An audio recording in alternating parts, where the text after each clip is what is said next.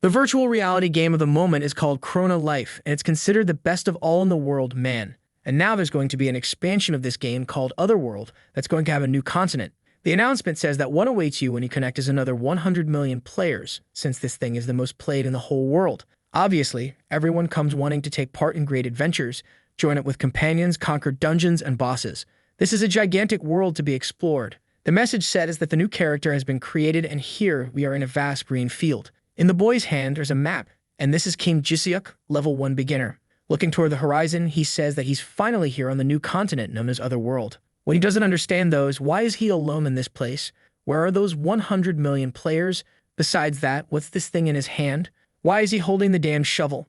The kid's quick. He already decides to test it, hits the ground because apparently if it showed up in his hand, it's for him to use. He finds it weird because in theory, you're supposed to get a wooden club or something like that. But the second the shovel touches the ground, it glows blue. Before the boy realizes, a Minecraft cube pops up. His jaw drops, the thing falls next to him, and he wonders if maybe he entered the damn wrong game. He's standing there, staring at the cube, pointing the shovel, gives it another tap, and the thing breaks apart. With that, he hits a block of dirt.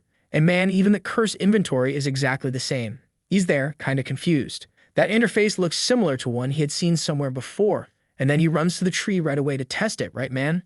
One tap, and the block breaks too, and hits a piece of wood. Besides that, what could he do? Craft man. With one piece of wood, he could at least make a little chair. Yeah, he's there, kinda confused with this floating system. He asks himself if it really is possible to make things like that out of nowhere, out of thin air. He decides to test it, right? Since there's not much else to do in that open field, and with that, a blue glow appears in front of him. A bunch of digital cubes start flying and craft the chair, and with that, it's done. He sits there, impressed that it's really exactly how it should be, a wooden chair. Which isn't impressive at all, he realizes. Clearly, it's the only thing he can do, not to mention that he's alone in this place with absolutely nothing. He's wondering if this is the so-called chrono life of 100 million players. In theory, this is one of those RPGs where you kill monsters, level up, go into dungeons, get gear. But here, he is with these useless skills. Then the system says that his crafting skill leveled up and now he can make more items. He's slouched in the chair, not caring much, already wanting to quit this thing and wondering what's going on now. Now he could also make a club and a wooden sword. He's there with this lazy, chubby face, already realizing that by making the chair, he leveled up and unlocked more stuff. That's when he sees that one of the last auctions was a siege catapult man. 10 wood and 5 stones. Suddenly, though, he sees something much more impressive, but obviously we're not going to find out what it is. Sometime later, there he is placing a little piece of wood and saying that he finally managed it. What did he make, man? A house, bro. A classic of classics. 50 wood, 10 stone. He didn't know why, but this damn thing was even kind of fun. Obviously, the interior was way too simple and was nothing more than a damn box. But it wasn't bad at all for a first try. 5 wood, the bed's done, and he lies down. Lying there calmly, he wonders if this world wasn't actually more comfortable than his own house. But that was kind of sad, right man? Because look where the kid lives. As always, if you're a broke Korean, you end up in a shoebox. Filth everywhere, a bucket of rice, sleeping on the floor. Meanwhile, in this house here, right, it's not all that, but at least it's spacious. Looking at the shovel, he wonders if in a place like this he couldn't build a mansion. Even a 2-story house with a pool and a garden. In this place, he really could have whatever he wanted, and that was amazing. Now he was starting to understand why this other world was so cool, until suddenly, out of nowhere, a bear opens the house's door, bro. A lion bear, extremely fierce, danger rank A. The boy immediately stands up wanting to know where this bastard came from. Before he could react, though, the monster already comes in with a claw swipe, and he has to throw himself to the side. He slips there and already cries over the bed the bastard destroyed. I thought he was gonna run away, bro, but he swung some things with the shovel and told the bastard that now he's dead for having wrecked his little bed. No one invades the first house he ever built like that and walks out alive. Yeah, except he took a punch right to the face and got thrown far off through the roof, landing face first on the ground. With that, his character died. He loses the experience point and respawns in a safe area. Already disheartened, right, because he's really weak as hell. Not to mention that looking around, he's not seeing his house. Until he sees it way over there, completely destroyed. The poor guy immediately realizes that the damn bear wrecked everything. The chair and bed he had worked so hard to build were completely crushed. And that was the build he had kissed so much because it was the first one he ever made. Now, though, he already wants to know if that bastard is coming back, and says that next time the thing shows up there, the revenge is going to be dead on. Sometime later, the bear was walking over the mountains. When it smelled something and looking to the side, there was the house, man. Right away, it starts running once again and comes in breaking the door. But strangely, it stopped as soon as it entered, because the boy seemed to be waiting. And man, he wasn't just waiting, He had set up a bunch of traps and a wooden tank. He already said that now he's gonna pay for everything he did, and all the shots hit square in the monster's chest. The big bear, even with a bunch of pencils or spikes stuck in its belly, keeps advancing man. But the protagonist just says there's no use resisting. The siege catapult fires directly forward. I don't know how, seems like it made a 180 to launch that thing upward.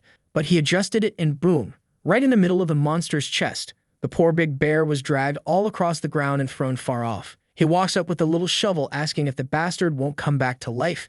And as soon as he touches it, he obtains bear meat, leather, and some bones. The monster disappears, and not only that, man, he even got some armor items in the style. No. Actually, he unlocked the ability to craft those items. Already storing them in the inventory, he's starting to understand how all this works. It seemed that the meta clearly was hunting. But while he's there, daydreaming, something was approaching from behind. He feels a strange presence and is already surrounded by some gigantic creatures. He's wondering, right, what happened and why did everyone suddenly show up there? Obviously, he wasn't going to stand a chance at surviving, and with that, bam, he takes a big bite and the character is killed. That was the second death, then the fourth, then the 12th and the 49th. 108 deaths later, he started to understand why these guys wanted to kill him. What he doesn't understand is all this hatred for such a perfect little blocky house like the ones he makes. And obviously, right, every time they come, he has to rebuild and everything gets wiped out. He starts wondering if these bastards are destroying his home on purpose. This was already getting on his nerves. Do these bastards think he's going to give up over something like this? No freaking way, he's absolutely going to keep insisting. They can try however many times, come at him, kill him again, he's going to come back and rebuild. 999 deaths later, man, a legion of monsters comes face to face with a castle kid, and up on top of one of the towers, right on the tip of it, on the throne. Who's there, man?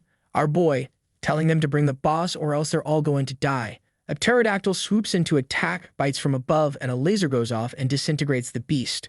Jisiok says he already gave the warning. This is their fault for starting this war. So why, now that he's got the fortress ready, are they all just standing there? Were they scared by any chance? That provocation even makes the dinosaur shut its mouth and start running toward the boy's fortress.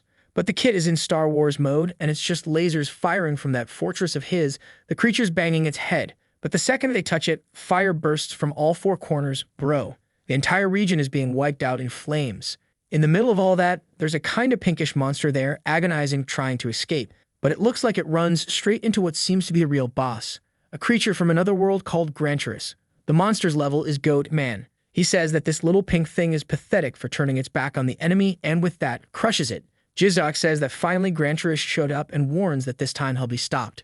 But the creature from far away says that his attempts were useless, that all the effort he was going through was insignificant to him. No matter how tall the construction was or how massive, nothing could withstand his breath attack, man. The laser starts evaporating half the battlefield. But as soon as the monster finishes, Jisiok asks if he's sure about what he said. He wants to see him repeat that part about no matter how tall and massive. Suddenly, the whole ground starts to shake. The city actually was just the helmet of the monster Jisiok had created underground. The boss froze up all white, staring up, and the boy man came in to slam with a hammer, while the boss said that really, it was bigger than he expected. Bro, goodbye. Crushed along with the entire planet, almost completely wiped out.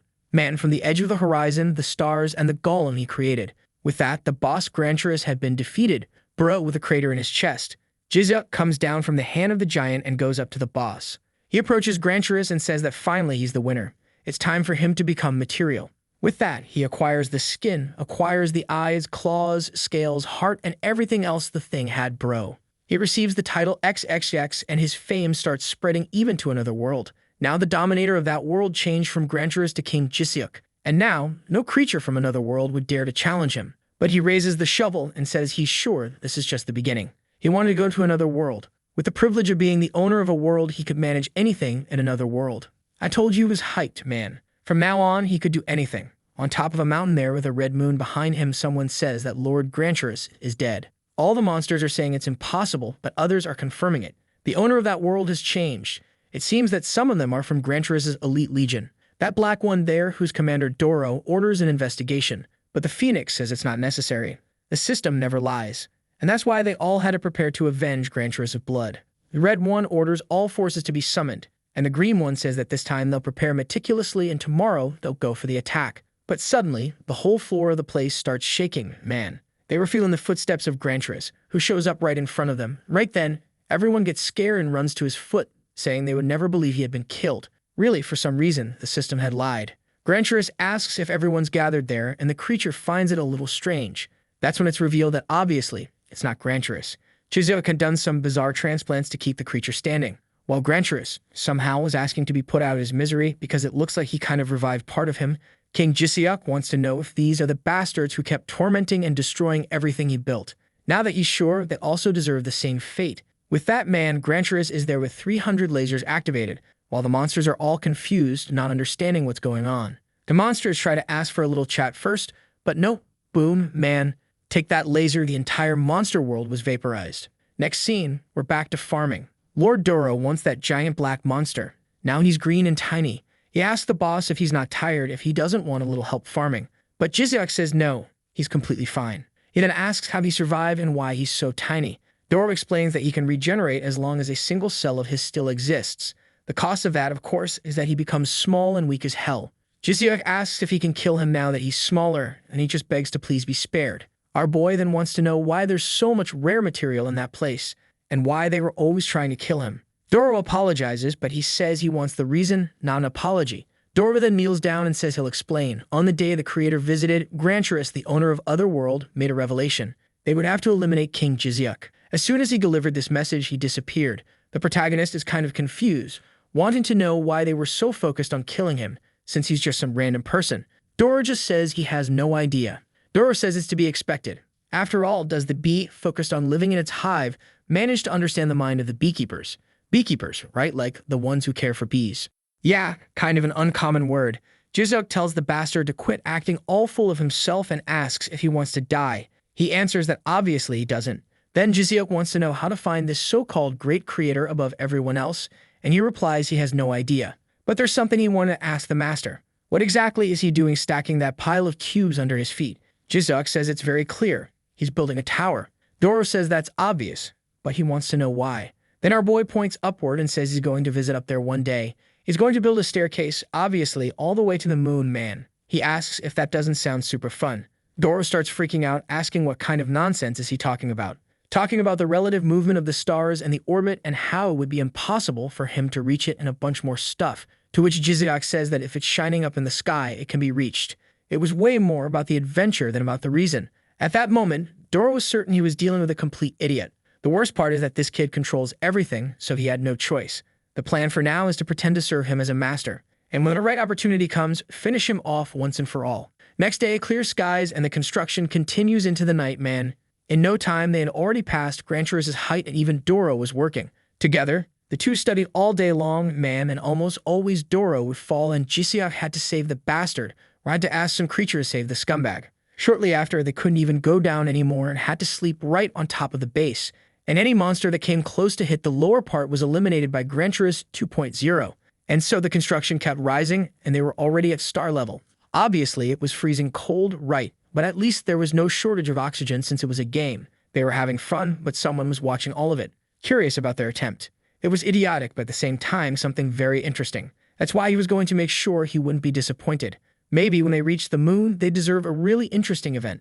And there we are, man. The two little devils stepped on the moon's surface, smiling all happy, while Doro is emotional. It took a while, but it happened. They celebrate, and when looking at Earth, you could see the path coming all the way from the madness down there. That continent is looking kinda like Australia, isn't it? Or am I going crazy? From way out there sitting down, they could only think that it was beautiful. Doro comments that he had never seen anything like that in his life. It had never crossed his mind that he would experience something like this once in his life. And he thanks Jiseok, who gets a little awkward. Right away, he stands up and says enough stalling. They should start collecting lunar materials. But suddenly, the ground starts shaking. A rabbit appears saying that the idiots from the blue planet came there to die. That was a crazy big rabbit, rank SS, who before finishing his second sentence already took a hit straight in the mouth, man, and was smashed into the ground. In the middle of the hit, someone yelled, "Robot punch," and Jiseok, who asked what he said, Doro replied that it was nothing. Meanwhile, the little bunny is getting up, saying that pathetic ones like him won't be able to return alive. He is all covered in blood and starts shouting. Suddenly, the entire moon ground starts trembling. And obviously, man, it was a call for his friends who show up behind the two. Not just behind. They're actually surrounded from all sides. Jiseok keeps going forward, beating the monsters and advancing. Doro, on the side, knows they weren't prepared for a large-scale battle, so maybe this was the end. But that's when he notices that the creatures weren't focusing on him, but on that human. Maybe this was the chance he'd been waiting for. He says goodbye to the boy and says he's selling him out and returning to the planet. But that's when he stops and thinks that really, that was their planet. He also remembers the moment when he sat quietly beside our boy, thanking him for the view. Meanwhile, Jisuk is there in the middle of the monsters telling them to come at him. I just don't know where that punch is coming from, bro. I think it's coming out from behind his bag and hitting from above the ground. He was trying to find an opening, but unfortunately, another huge bunny was coming from behind. But this time, man, Doro charges in, bursting the monster's belly with a headbutt. Our boy praises him, saying he's even better than he expected. To which Doro replies that obviously he's been hiding it all this time. Our boy finds it strange. He was sure Doro would run away. But Doro just says that's because he was shown something beautiful. It would have been really sad for the boy to make it all the way to the moon just to die alone, so they were going to fight together. Our boy is moved, but the bunnies attack all the same and the two begin to get eaten. Doro is there crouched, unable to do much, until he opens his eyes. Someone said they even kinda liked him. Obviously, man. Did you think Jisuk, who built a golem with a city on its head, would be unprepared? With the materials he had acquired, he had already built a Lunar Iron Man suit. The big bunnies are there not understanding why he's flying. And then Jisuk says they're going back to Earth alive. Man, he unfolds a wing of an angel made of torpedo parts, saying that his friends there, however, would become materials. With that, explosions everywhere. Shortly after, they're cheering man. Not only had the monsters been vaporized, but the moon had turned into a bunch of little blocks. Now it's explained. He wrote King Jiseok up there on the moon, the bastard. Doro can't believe he did something like that, to which Jiseok replies that like he'd go all the way to a place like that and not leave his mark. At that, his friend says he's really kinda nuts in the head to put that much effort into a game. He wanted to understand why, like why he puts in so many hours and is always doing his best. And Jiseok just says it's because it's fun. Doro says he found it weird and will never understand. That's when suddenly, a purple laser appears at the base of their staircase. The impact was so big that the wind was reaching them on the moon, man. The planet looked like it was being consumed and turned into a ball of magma. Doro is panicking, wanting to know what happened to their little planet. Jiseok instantly puts on his helmet and says to stay there. He's going to check it out. You could already feel the honesty of the man. The guy was going to ask him to wait, but the boy was already gone. The problem is that even he had no idea why out of nowhere the place was falling apart. And man, Jiseok went destroying the path, wanting to know who the hell was messing with his house. They better not break a single block of anything he built. He lands in style, smoke trailing, looks around and asks for Granturus, wanting to know what happened. He wasn't receiving any signal from the stuff he built and keeps walking until he sees a body lying down. Granturus had been completely smashed.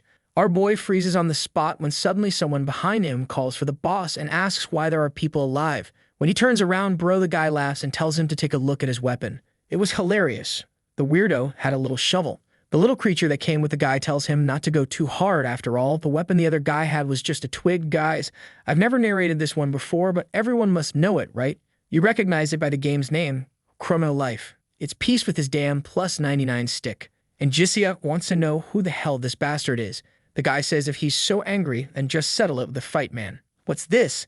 Things haven't even started and we already have an epic showdown, One Piece style happening. And he even introduces himself, bro, the strongest player of Chrono Life, with his plus 99 stick. He's Peace. The little creature beside him says he really didn't know the boss and just points out that the boy is a noob. But Jiseok, looking at Granturus, just says that apparently it was him who did this then. He remembers the moments he spent with the dinosaur man, everything they built together, and all the times they saved each other. The foolproof plan to get to the moon. And now he wants to know why Peace destroyed everything like that. He's asking himself, bro, the pervert in underwear. He wants to know if he's ready for a real fight. Peace laughs, saying he can laugh all he wants. And just look at that stupid face of his, man. But Jiseok still had a long way to go. He may have no clue what real power is, but that's fine. And man, he already charges forward, saying he'll learn by force. The first attack looked like it would land clean, but man, Jiseok ain't slow. He activated Tony Stark mode and dodged, but realized this bastard was more dangerous than he thought. Just the afterimage of the stick's swing vaporized his foot throw. Peace said he was faster than he expected, and Jiseok responds by activating his Rocket Angel Man. Lunar explosion launched straight at Peace. He laughs, saying that punk bastard wants the same, It was time for Jiseok to show him an attack too. With that, he throws out an attack that creates a barrage, bro. You can already see his armor disintegrating. He's forced to drop everything right there in the middle of nowhere and at least manages to escape with the little shovel in hand.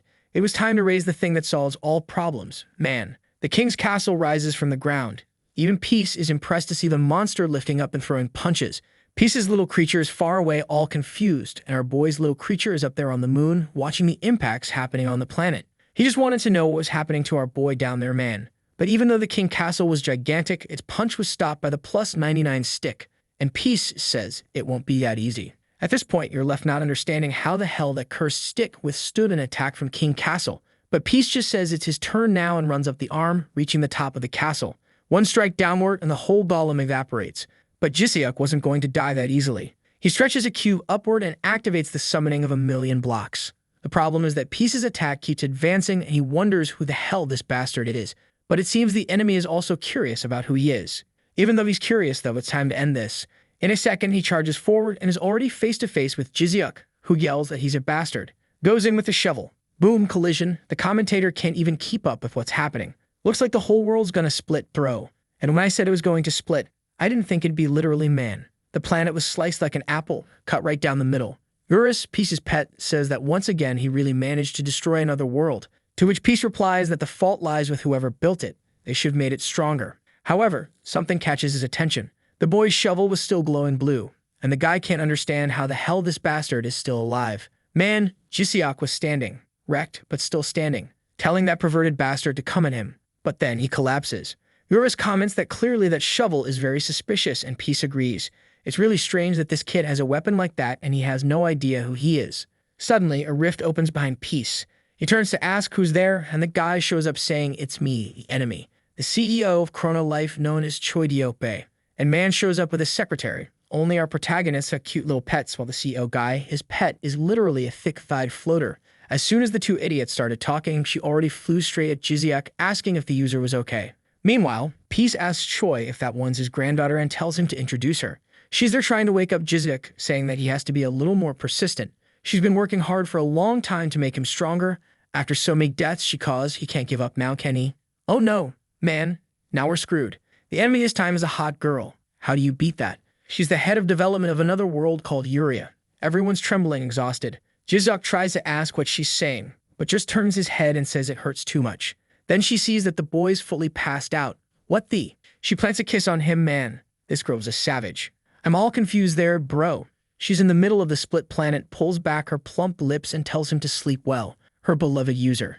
Ah, okay then, right? Sometime later, Doro's calling for our boy, slapping his face, telling him to wake up. He sits up out of nowhere, saying that crap hurts, and holds his head. That's when he immediately remembers that the planet got sliced in half. But there he is, looking at the same planet, intact. Doro hugs him, saying he was really worried about him dying like that out of nowhere. Our boy's confused that he's being so affectionate. Right away he gets flustered, saying not to get the wrong idea. He was just a little scared of being left alone in all that space. Then Jisiuk realizes that if Doro was by his side, he's on the moon. His friend asks how he's feeling, and Jisiuk says he's okay. The problem is why he's okay. He's sure he got beat up in that fight with that pervert. So he tells Doro to explain, since he was unconscious and has no idea what happened. Good thing Doro seems to have been awake the whole time. You better talk now. A bit earlier, we see, man, when he was on the moon and from afar saw the planet being split in two. Then suddenly, a portal opened up behind him, and someone told him to calm down. It was her, the biggest danger in this whole story, bringing the boys in her arms. He saw the boy all wrecked, and she said not to worry, that he was just a little knocked out. He'd wake up soon because she'd cast a healing spell. A powerful one. This girl ain't all there in the head. Doro asks if it was her who did all that to his master and destroyed the world. Was she, by any chance, a creator?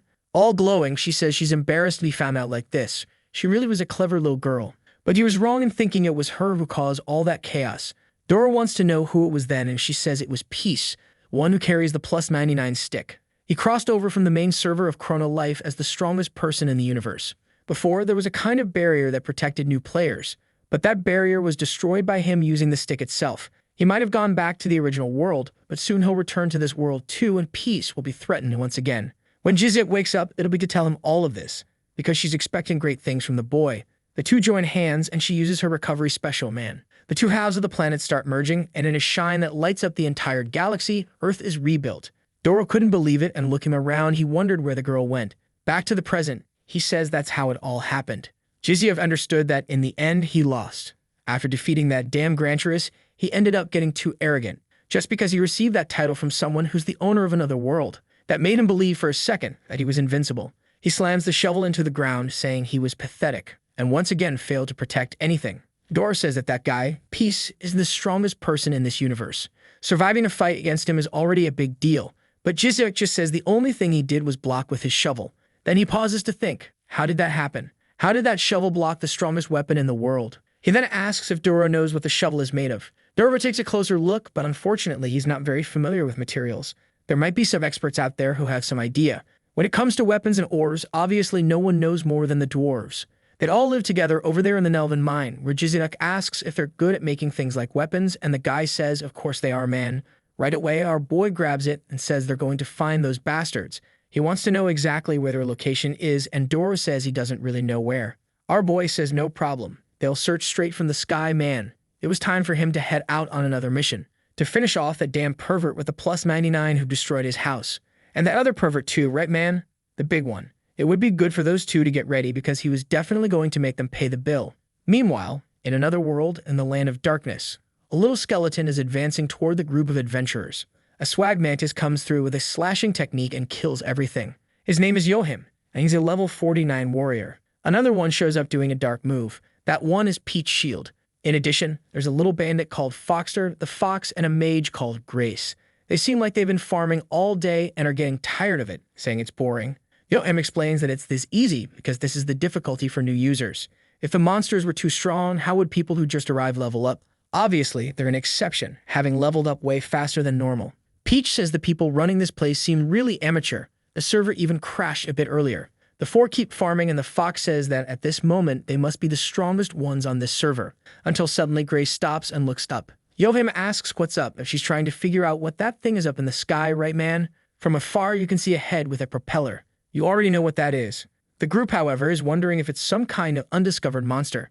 Yohim, confident, says that monster had bad luck running into his group first. Obviously, man, it's Granturus's head. The poor little dinosaur that suffered, died, had his body used, and now even the head is being used. Bro, what's next? Stave the tooth shield? Or maybe the shield tooth? Now I'm confused. Up there, in the little window, our boy is asking where those damn dwarves are, and Doro says that unfortunately all he sees are skeletons. He just can't believe the great leader has been reduced to a floating head. Our boy says, though, that the boss must be happy and asks Granturus if he's not enjoying being there floating, but he just keeps asking to be killed. That's when Doro tells him to take a look and see if those over there aren't players. Looks like they were farming in combat. That's when suddenly one of their spells hits the helicopter of our boy. He tries to dodge, but the bastards are sending a full barrage from down below.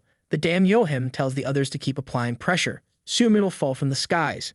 Man, the damn Peach even sends a spinning shield, but it just hits and does nothing. Now it's clear that these attacks are literally doing 0 damage, and Jiziuk is confused, saying that this group showed up a bit weaker than he expected. Doro tells him to go easy. They must be beginners.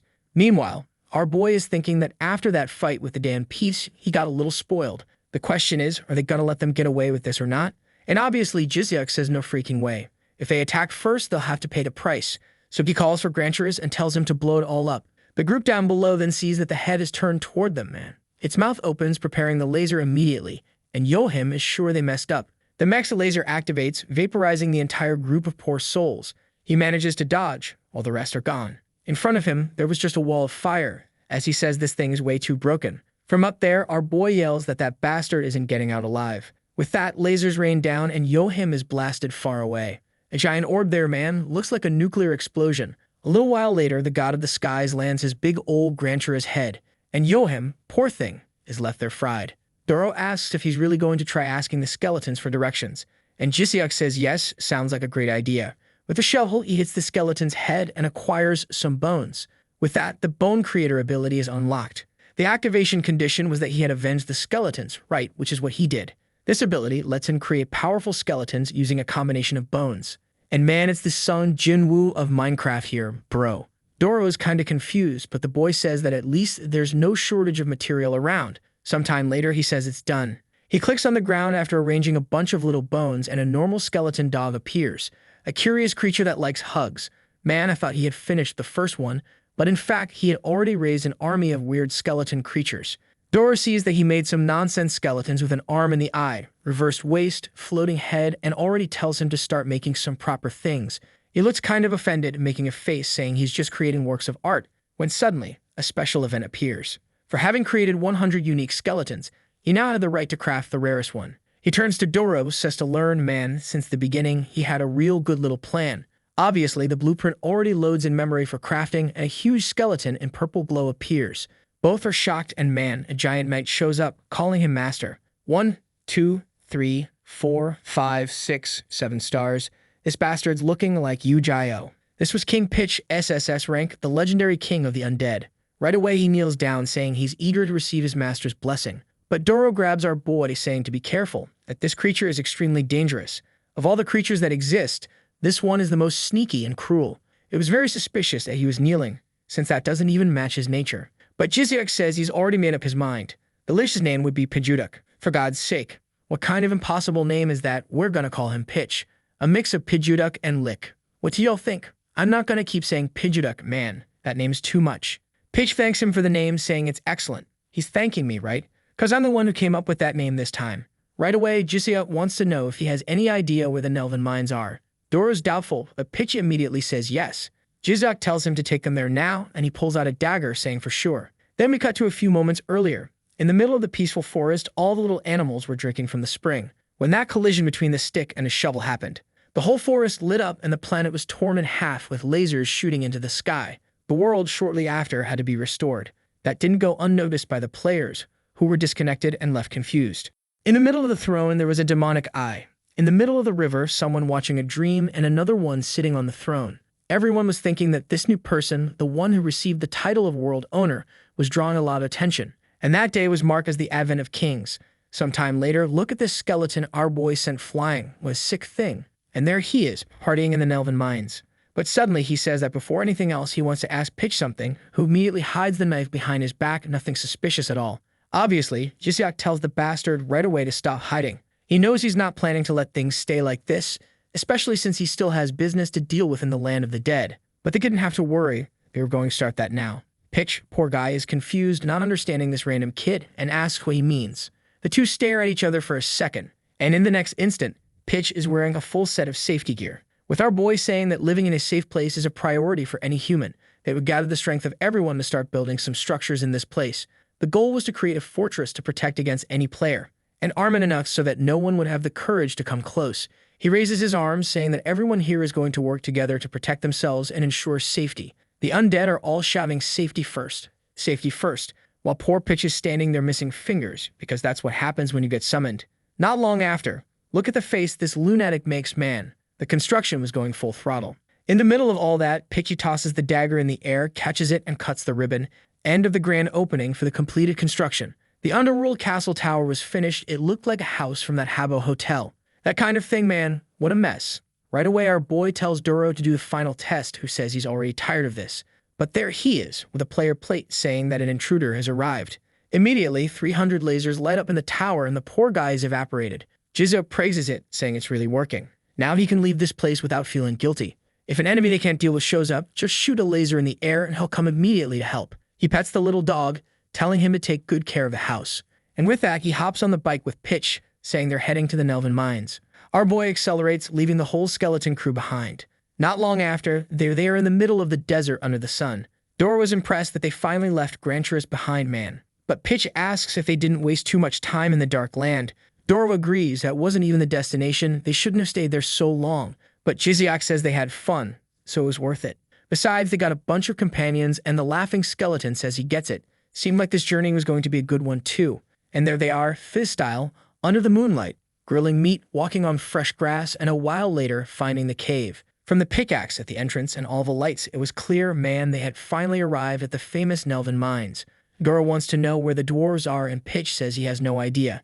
Seems like there's been no news of these guys for a long time. What people say is that after a certain day, no dwarf came out of this place, and everyone who came to find out what happened never came back. Dora was desperate, crying, asking why he's only saying this now. And Pitch says it's because they never asked, man. But while they're standing there planning, asking if they should turn back, some dwarves in the distance are aiming. As soon as the attack is launched, of course, Jizyuk feels it, man. Dora managed to block it with his butt. Right away, the protagonist tells Pitch to do something. 1 second later, he's behind the dwarves, slapping their faces. The poor guys all twist up, and Pitch brings one in hand.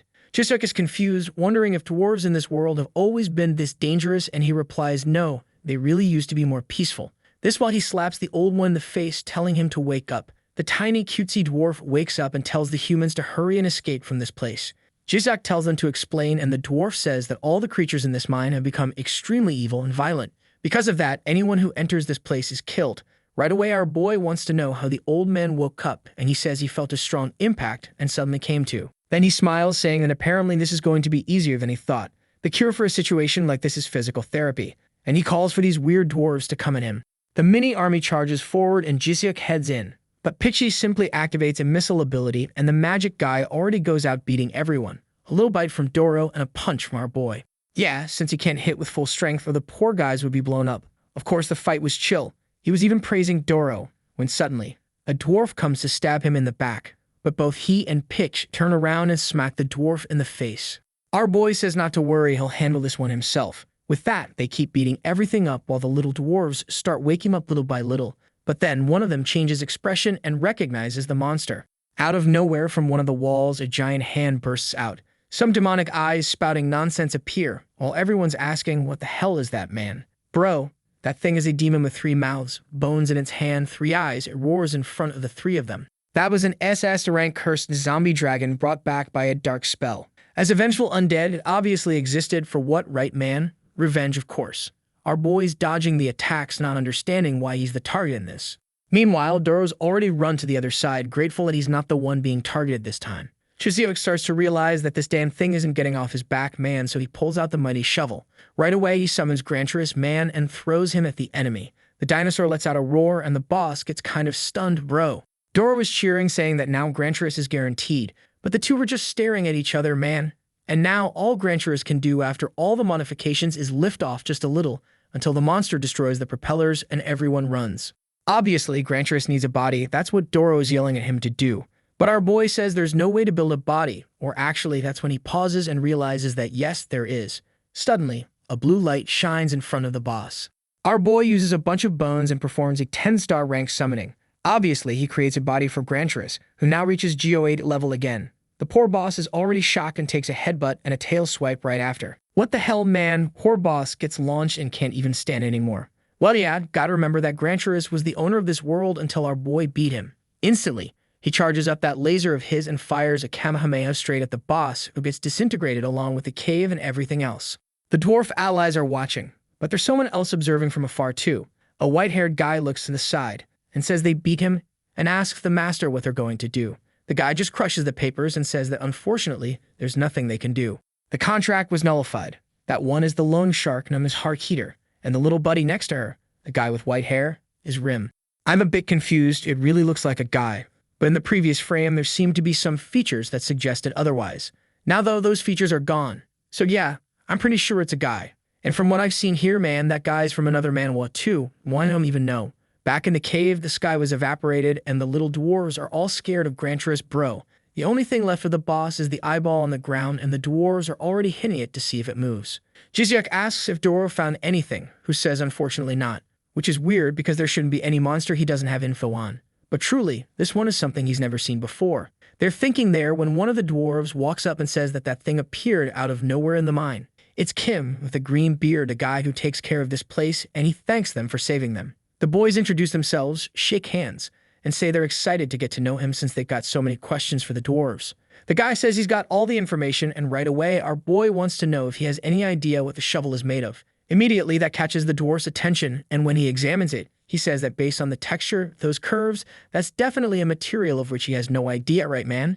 It had been many years since he'd seen some kind of ore he couldn't identify. It was fascinating. Then he grabs the shovel and says he's leaving to study it, and says bye to them. Obviously, in a memory flash, Jishyuk grabs his beard and tells him to stay right there. A while later, Jishyuk finishes a construction and turns to everyone, telling them to look. With that shovel, he could build something even like this and asks if anyone now has an idea what it is. Everyone is confused and impressed, while Kim is obviously asking for the shovel. The problem for Jishyuk is that not even the people who know the most about this stuff have any idea. And Pichu wants to know, right, what are they going to do now?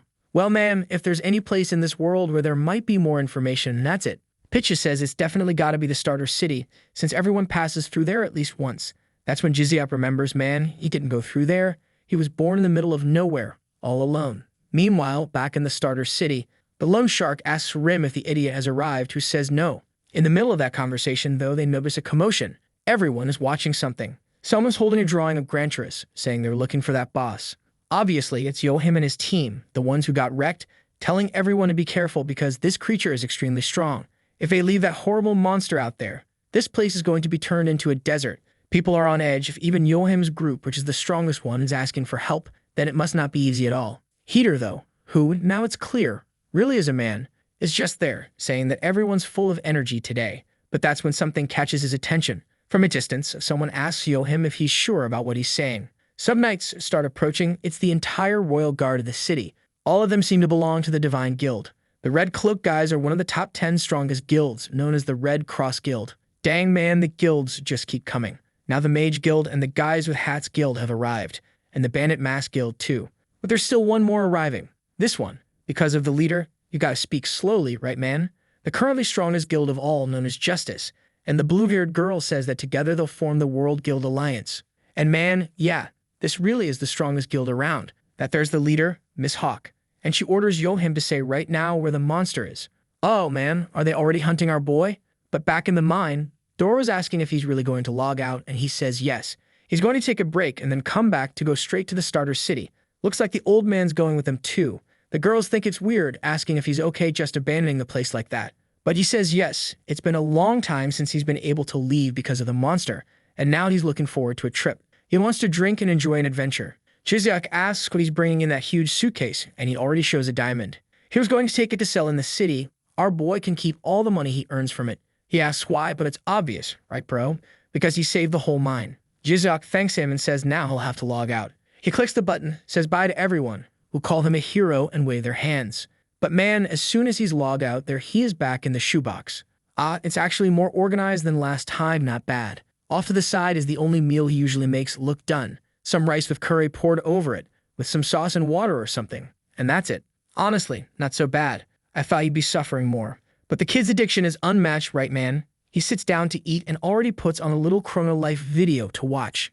And in this report, they're talking about how there's a diamond shortage in the server, right? Since the dwarves weren't working, obviously no ore was making it to the city, and that's why the price looked like it was 10 times the original. Chizyuk suddenly remembers that that's exactly what the dwarf had offered him, man. But he doesn't look too impressed. He doesn't even know the price, until the announcement says they're paying 100 million won per kilogram of diamond. Instantly he spits out what he was eating, especially remembering that suitcase the dwarf showed him. It was stuffed. Meanwhile, back in Chrono Life, Rim is mad that a certain person hasn't arrived. Heater tells him to calm down and have some tea, but the buddy is yelling, wanting to know what they'll do if he doesn't show up, to which the friend replies that he can be sure he'll come. That guy is more afraid of losing than of dying. Apparently he's rank 1 in some other world too, man. Meanwhile, in a little town it shows someone connecting to another world. The armor starts forming and the system announces that he's rank number 1 bro. I read the beginning of this story, but I didn't go very far. That one is hardcore leveling warrior. Now the real question, who's going to show up from the world of fists? Could it be that Grid from Overgear is going to appear here? And with that, Heater says it's been a while since he's seen level 10 warrior, right? That's the nickname of Ethan's character. And he says he heard Heater die to a zombie dragon. It's a shame if he was already killed, because he really wanted to finish that business, bro.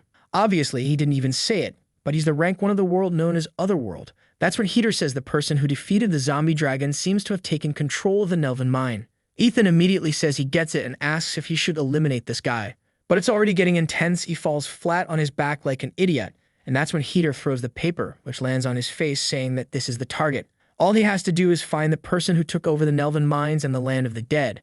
And after that, they're not going to stay what comes next, man. We don't know what he wants with our boy. Back at the mine, the little dwarves are working together with Pitch, who's over there giving the orders. When a light appears behind Doro, our boy shows up right away. The second he appears, they're already saying they're heading to the starter city. Kim, poor guy, is a bit startled, saying he was about to go to sleep. So why did the boy arrive so fast? The dwarf only wants to know about the diamonds if they're good, and the dwarf says they're perfect. Then our boy tells everyone to get ready. They're leaving. Looks like Pitch is staying on guard and asks if he's sure he trusts him. Chizyuk says yes, he's not going to do anything wrong. Besides, he has to understand that this is a strategic position of huge importance, so it's best he protect the place and not let anyone take it. But at that moment, Pitch pops up in the video and asks if diamond prices have really gone up that much. Chizyuk realizes that he figured out the plan, and Pitch says he had a hunch something like that would happen, since diamonds are expensive and the dwarves weren't working. Our boy comments that all he needs is something to transport it all, and obviously, right bro, there goes Granturus again. Untransformed, and this time he's turned into a car. Man, it's actually kind of fancy inside Granturus the car. Almost matches with Gran Turismo, don't you think? Dora was horrified at the cruelty of giving a body and then ripping it away, but our boy replies that he just disconnected, no big deal. Besides, it was super fast, so definitely worth it. But suddenly, A flying arrow comes right at them and hits poor Granturus. Everyone is trembling. Look who just arrived, guys. The danger of dangers. It's her. Hawk, the well-built archer, asks if the arrow hurt, while calling out to the rest of the group, surround them. Everyone. It was time to start a full-scale assault. What a deadly little arrow, bro. Right after that, fireworks explode in their direction, signaling the nearby enemies. At once, the rest of the guilds are fired up, saying it's time to show why their alliance is the best. That guy over there is the leader of the Divine Guild. And then came another badass chick, licking her own scarf, saying the monster looks kind of funny. Dang man, have you seen that manga with the girl with the little shield, all red armor? She looks like an adult-only version of that character. While Suyang is saying she'll rip his eye out up in the sky, another one is flying in, bro. It's Babidi Boo. Man, what kind of name is that? I have to try like 5 times to get it right. He's the leader of the Sacred Earth Guild. The guy from the Wallbinden Guild, the ones with masks, is Master Jian. And he literally says nothing, just a bunch of dots. The most dangerous of them, the big round one, is already jumping off the top, saying the fun is about to begin. In 1 second, the big guy, Jiseok, was more than surrounded from all sides, man. Jiseok has no idea who they are or why they're launching a surprise attack. Right away, he tells the mecha to fire the laser, but Hawk seemed prepared and orders Plan A to be activated.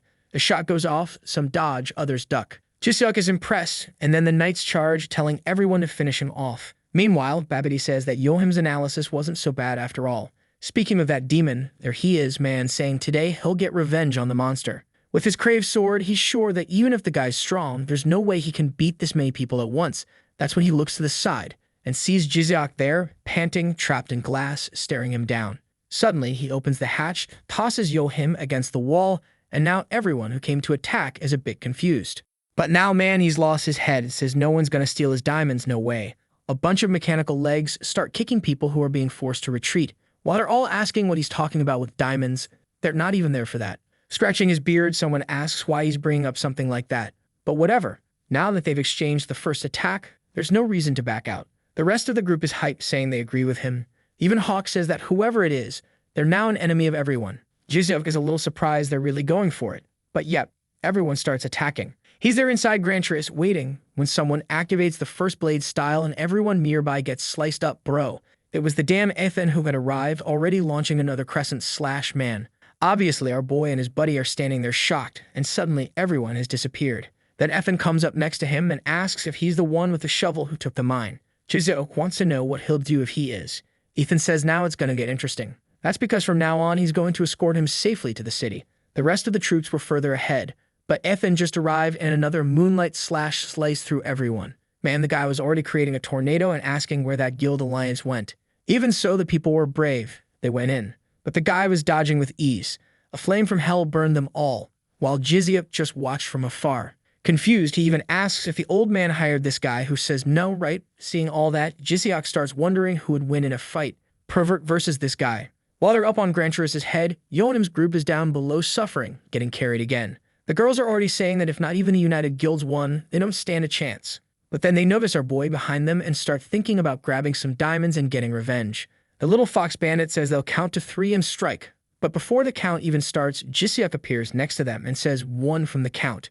The 3 of them back off and he asks if they're really going to try something. In a second, it's Robot Punch, and their team rocket blasted man. Ethan is impressed, saying the kid isn't that bad after all.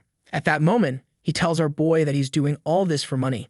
In the middle of their talk, look who's there, bro. The stunning Hawk, who wanted to take this small chance to escape. But someone stepped in front and she started trembling. She was the last one left and there was no way out now. A while later, up on Granturus' head, look who's being carried, man. It's her, the shovel girl, who tries to explain that she really came to kill a monster and didn't know it was a person. But Jiseok and Ethan are both staring at her, asking if she's really telling the truth. Then Jiseok remembers that he said he'd wipe out all these bandits and step on everyone. But now it doesn't make sense, considering they weren't even there to rob him. And the others say, right, that news about him killing monsters must have spread fast. So Jiseok tells everyone to shut up and says he has a question for Ethan. Did the client who hired him know about the diamonds? Ethan throws it back, asking if he really thinks people are that nice, or that they do charity. Making it obvious, the guy already knew. But now Jiseok finds it even weirder. If the guy knew, why didn't he just try to take them by force? Then he says that guy's suspicious, while Hawk is off to the side asking to be released. But don't release her, no way. As long as she's around, the artist has to keep drawing. Sometime later, there he is, arriving at the starter city, but all the guilds are lined up in front of him. The guys immediately ask if it was him who attacked the allied forces.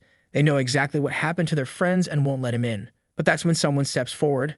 Like I said, the longer she stays nearby, the more the artist has to work. And she says that this person is a guest of the Alliance, so it's best they show him some respect. The guys are confused, wanting to know why the commander suddenly changed sides, especially since they were the ones who got attacked. But she says it was all a misunderstanding, and that they were the ones who attacked him first. But now the two of them were already heading into the city. Suddenly, she leans in close to our boy's ear and says he's going to have to keep his promise. And obviously, she's interested in the diamonds, right, boy? She wants a cut of the money he's going to make, yeah? That's the price for entering the city for free like that. A little while later, our boys' group is there, with Hawk showing everything off, pointing at the chickens, talking to the other groups to not hit him. Meanwhile, Doro's having a great time, that little rascal. This whole group is just fun. They're all at the fountain, peacefully eating. Where's the war? What's happening? Ethan asks if it's delicious.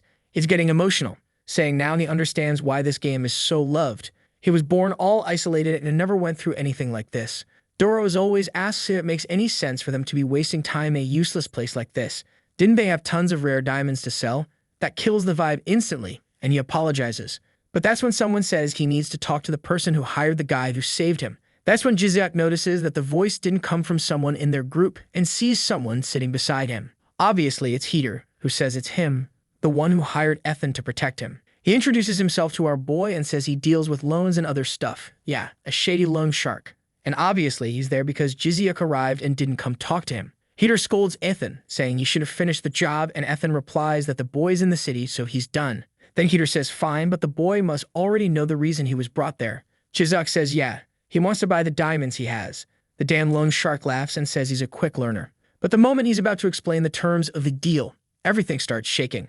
Jiziak is a little startled, Ethan's tense, but Heater just says this is why they should have gone straight to the hideout. The one known as the owner of the Great Golden Throne and the greatest merchant of Chrono Life had arrived. The guy's name is Sloth Riot, but I'll just call him Riot like Rebellion. Everyone in the city is confused, asking why there's a throne flying through the sky. Apparently, he's a well-known name, an NPC from the main server. Jiziak wants to know why this guy is here, considering how famous he is. Not to mention, what the heck is up with that massive throne he showed up with? Oh my god, when he appears, it's a little lowly-looking kid. Like, what is this madness, man? Everyone's staring, all confused, making faces, not getting it. Doro and the dwarf, on the other hand, say it's a charismatic boy. But Riot sighs and says he'll get straight to the point. He's here because the human needs to sell all of his diamonds to him. Heater apologizes and says unfortunately, he's all ready, but Riot cuts him off, bro, tells him to stay quiet and asks if he's that Heater, the sneaky snake. He wants to know if it was that pathetic master of his who told him to do this. But man, Heater didn't like that, says don't insult my boss if you don't want to die. But Riot doesn't seem weak at all and questions if he even has any clue about their level difference. That's when Jiziak steps in and tells them both to calm down. If both of them want to buy, then there's a perfect way to negotiate, right, man? The rascal's feeling lucky. The more people want an item, the higher its value. And he tells the clients they're going to start an auction. Worth one like on this video that helps Mamoru make more juicy content for his viewers. Activate the cheeky little bell, and I'm out.